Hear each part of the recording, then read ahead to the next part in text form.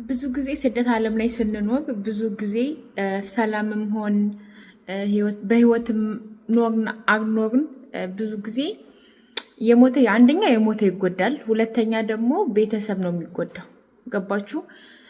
አንዳንድ ጊዜ ጓደኛ ምናምን የሚባለው ነገር ፈጣሪ መርቆ ካልሰጠ ለገንዘብ ተብሎ ብዙ እህቶቻችን ህይወታቸው እያጡ እንዲሁም ደግሞ ለዚች ለኮንትራት እድሜ የሰውን ልጅ ማለት እኔ በነገራችን ላይ እኔ ቆይቻለሁ ካየውም ከሰማውም፣ ግን ጭራሽ የራሷ ዜጋ የሀገሯ ልጅ ናት ጓደኛዋ ናት 11 ዓመት ምናምን ሲባል በጣም ገረመኝ እና ማውራት አልፈለኩም። እውነት ለመናገር ማውራት የሚባለው ነገር በቃ አልፈለኩም ነበረ። ግን በተለይ ስደት ዓለም ላይ ስትኖሩ ጭካኔ በየቦታው አለ።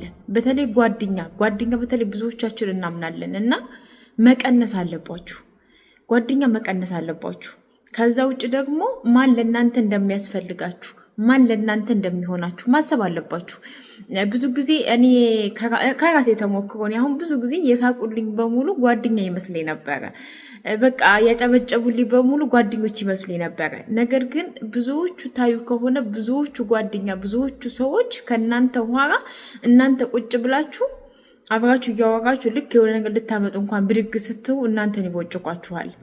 እናንተን ብዙ ነገር ይሏችኋል። እመቤቴን ነው የምላችሁ። አንዳንድ ጊዜ በጣም ይገርመኛል እውነት። በቃ ማንን ማመን እንዳለብን ማን ጋር መሆን እንዳለብን ምናምን በቃ የሆነ እስኪ ለአንድ ሰከንድ ማርያምን ነው አይናችሁን ጨፍናችሁ እራሳችሁን አዳምጡ። የእውነት ነው የምላችሁ። ያኔ ግልጥ ይልላችኋል። እኔ በተለይ እንደዛ ነው የማደርገው። አንዳንድ ጊዜ አይኔን ጨፍኜ በቃ አስባለሁ ይሁን ጭልጥ በቃ ኢትዮጵያ ራሱ ይዤ እመጣለሁ እና ማሰብ አለብን። ሳንቀደም ማሰብ አለብን። ቡና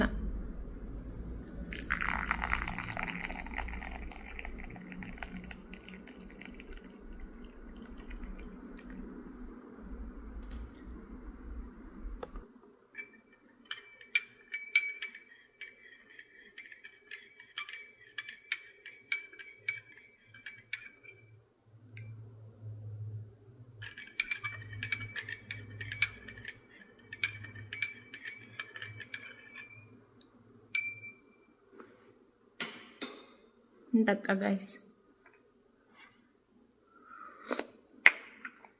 ወይኔ ቆንጆ ቡና ነው። ስኳሩን ግን አበዛሁት ዛሬ ደግሞ።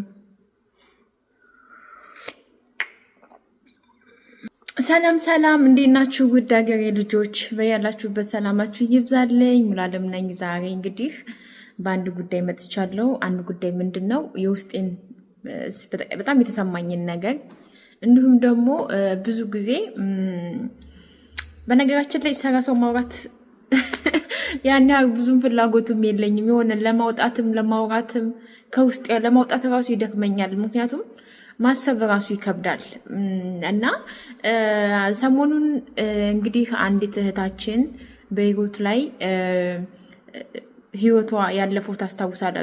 የሰማችሁ ሰምታችኋል። በሻንጣ አድርገው ቆራርጠው መንገድ ዳር ጥረዋቸው ምናምን ሲሉ ነበርና ግን 3 አይደሉም፣ አንድ ናት።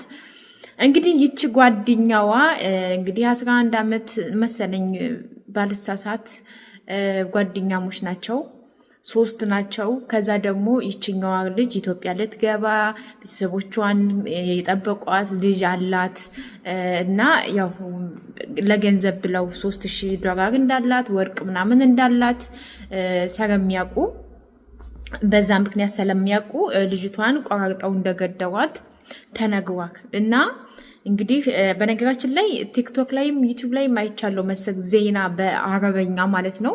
እንዴት እንደሞተች እንዴት እንደተገደረች በራሷ ጓደኛዋ በራሷ ዜጋ በቃ ማለት አንዳንድ ጊዜ ይቀፋል አይደለ? አሁን ብዙ ጊዜ ታዩ ከሆነ ስደት ዓለም ላይ እኛ በቃ አበሻዋን ስታግዝ አበሻን ሲያግዝ ነው እንጂ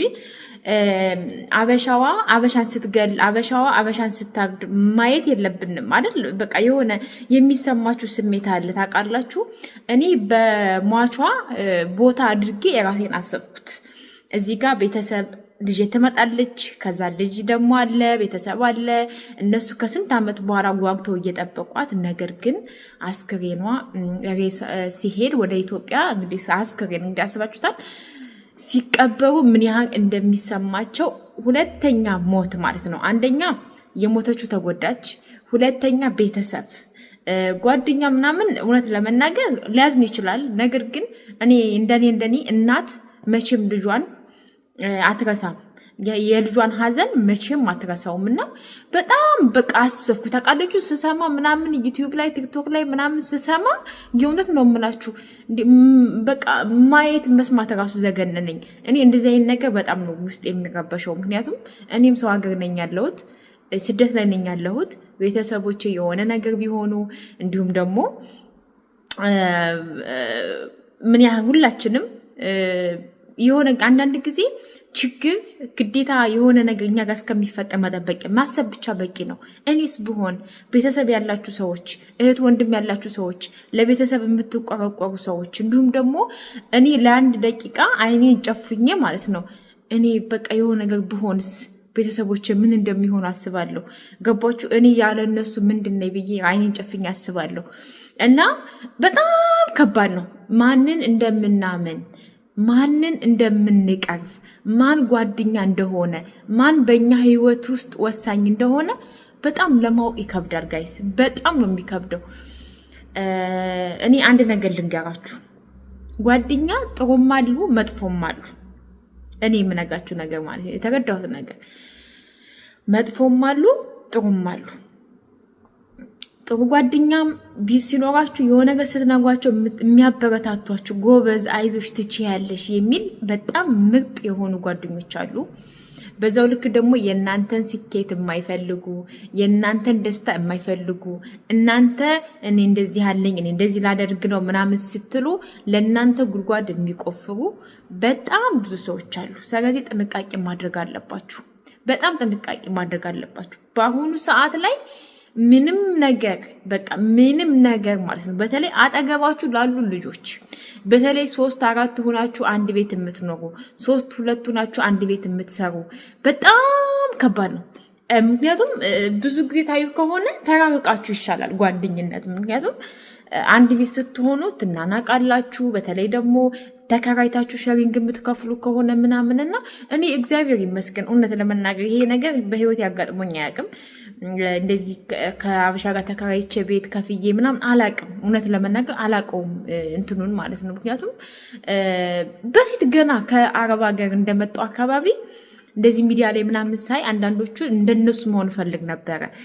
ጠፍቼ ቤት ተከራይቼ መኖር ምናምን ነገር ግን ከጊዜ በኋላ ግን እየተረዳሁት እያሰብኩት ምናምን ስመጣ ጎመን በጤና መዳም ቤት እናቴ ምን አለኝ እንዴ አጠቃላይ ሰው ቤት ምን አለኝ።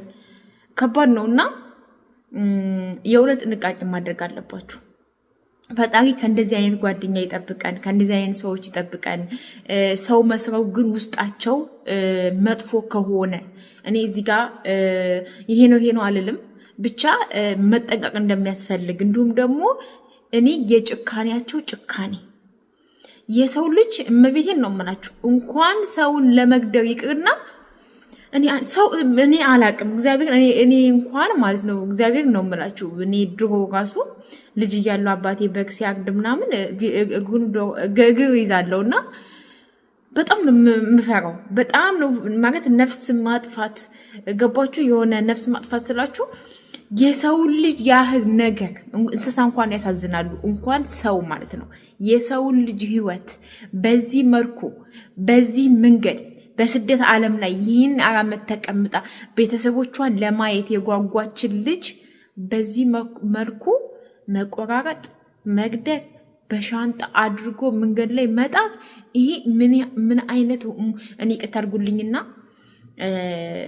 አሁን እነሱ ውጭ ላይ ከቆሻሻው መጣያ ውጭ ነው መንገድ ላይ ነው የጣዋት አይደለ? ይሄ ቆሻሻ እንትን ውስጥ ምንድነው ስሙ ጌንዳ የሚባል አለ አይደለ? ገንዳ እዛ ውስጥ ቢከቷት ኑሮ ማለት ነው እኔ ሲመስለኝ ማለት መኪናው ግልብጥ አድርጎ ነው የሚወስደው ይመስለኛል። እንደዛ ራሱ ማለት እንኳንም እንደዛ ጋር አደረጓት ብዬ ነው ማስበው። ቅት አድርጉልኝና ምክንያቱም በቃ አስክሬኗ የመገኘት እድሉ አይኖርም ብዬ አስባለሁ። ምክንያቱም የሆነ ማለት ከብዙ ፍላጎት በኋላ ምናልባት ሊታወቅ ይችላል ማን እንደገደራት የት እንደደበቋት ምናምን። ግን አንዳንድ ጊዜ አስክሬኗም ተገኝቶ ከመሞቷ አሟሟቷ ቢያሳዝንም አስክሬኗ ደግሞ ተገኝቶ ለቤተሰቦቿ ተልኮ እናት አባት አፈር ማልበስ ማለት ትልቅ ነገር ነው። ግን የዚች ልጅ ግን አሟሟት ማለት ነው እንዴት እንዳስጨከናቸው እንዴት ደግሞ ስታሳዝን ማርያምን በጣም ነው የምታሳዝነው። በጣም ነው የምታሳዝነው ልጅቷ ማለት ነው። እና የእውነት እኔ በጣም ነው ያዘንኩት። በቃ የሆነ ውስጥ ጭንቅ ነው ያለው። በቃ የሆነ ለምን አስፈለገ እንደዚህ? ለምን እግዚአብሔርን አስባችሁታል? የሰውን ልጅ እንትን አንስቶ አስባችሁ ምን ያህል እጃችን እንኳን የሆነ ነገር ሲቆጠን እንዴት እንደሚያመን እናውቀዋለን። ይች ልጅ ነፍሷ እስከሚወጣ ድረስ ምን ብለው አሰቃይተው እንደገደሏት እንዴት አድርገው እንደ ጭካኔያቸው ምን ያህል እንደሆነ ፈጣሪ ነው የሚያውቀው። እኔ በቃ ማመን ነው ያቃተኝ። እኔ ጓደኛዬ ልካልኝ አይቼዋለሁ። አጥፍቼው ነው አልወድም። ምክንያቱም ማየት ራሱ አልወድም። አጥፍቼው ነው ጓደኛዬ ልካልኛለች። ሚዲያ ላይ የማይቼዋለሁ። እንደዚህ አይኗ ተሸፍኖ ምናምን እንደዚህ ግማሹ ይታያል። እንደዛ ሆኖ ሳይ በቃ እግዚአብሔርን ነገ እኮ ምን እንደምንሆን አናውቅም። ማለት ለዚች ህይወት እኔ ነገ ምን እንደሚያጋጥመኝ ነገ ምን እንደምሆን ሳላቅ የሆነ የምፍጨረጨረው ነገር